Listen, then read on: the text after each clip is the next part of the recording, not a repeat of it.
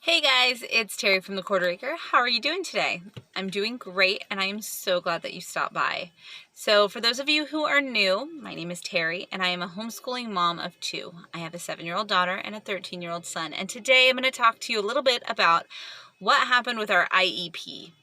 So my son has been in public school, kindergarten through 6th grade, and we had an IEP for him. He tested to have a learning disability and some other accommodation things that he needed, and I think in my heart of hearts, I knew that a lot of it had to do with the first school that we picked for him. We picked a magnet school, and everyone raved about this school. It was the best school. They had all this technology. They had all this like art stuff, and oh, it's the best. So I, being the mom that I am, when it was time for kindergarten registration, I lined up. I waited like an hour or two in advance to make sure I got him into that best school. And it turns out after 2nd grade, we left that school because it was definitely, it was a well hyped up school, and the school culture there was pretty good, like for the parents, not as much for the kids. I don't know. It was a weird situation, but I digress. We got an IEP when he moved to his new school, and so he had accommodations and things like that.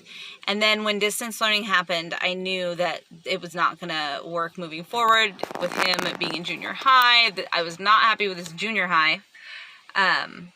So we decided to homeschool for his 7th grade year. And it just so happened that it was his 3-year review year. So for those of you who don't have kids with IEPs in our state, every 3 years they do like a big full reassessment. So basically like they're looking at the kid for the first time, and they compare that with where they were 3 years ago, and they adjust services.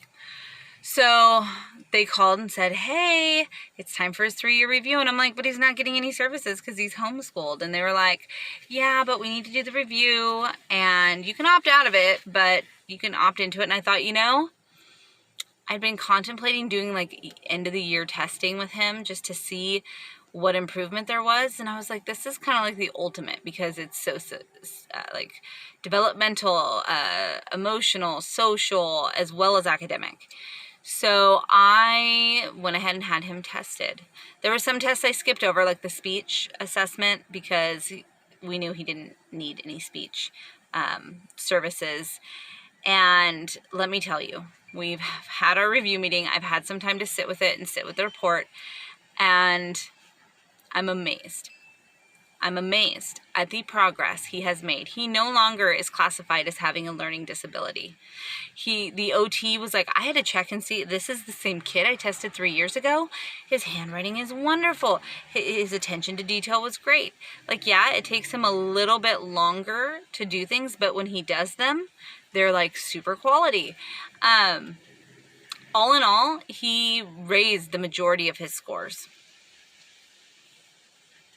Like a lot. And to where he's like scoring in typical ranges and things like that.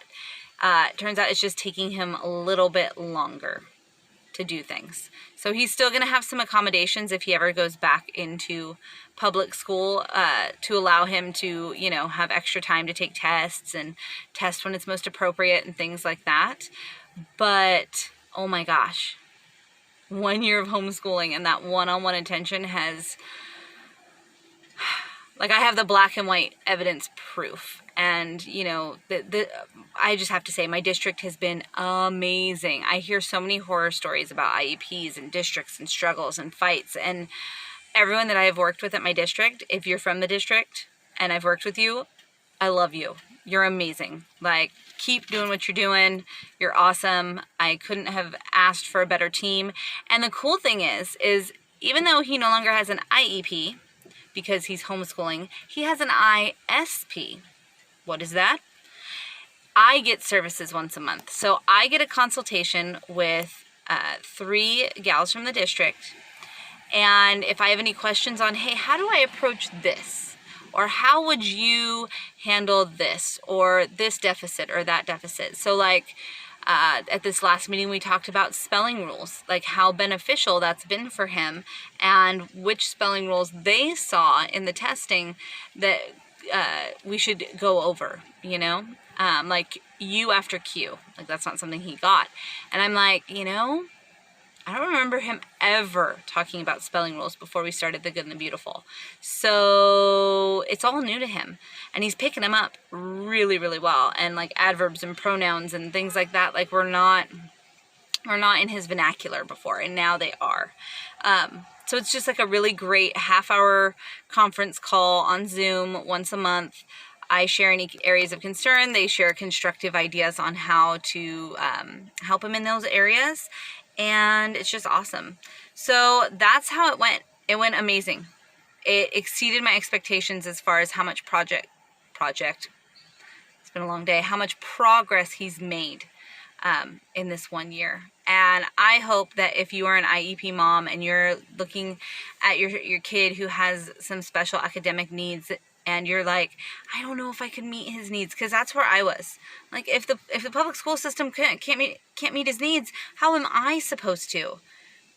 Turns out I was supposed to all along. Like, he needed me more than he needed any teacher or support staff.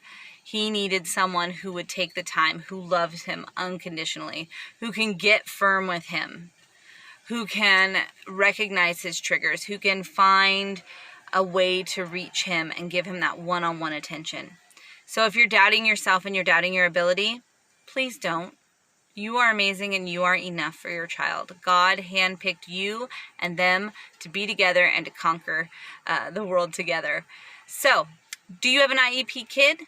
What are IEPs like in your district or your state? Let me know in the comment section down below. If you've got any triumphs like this to share, let me know in the comment section down below. Sometimes we talk about homeschool and our non-homeschool friends are like, yeah, okay, cool. That's not me. I'm going to cheer for you. I understand what it's like to be in the trenches every day and to wonder, am I doing this right? So if you've got any little victories, let me know in the comment section down below. Don't forget to like and subscribe if you'd like to see more videos from the Quarter Acre. I hope that you have an amazing day. Be blessed and happy homeschooling.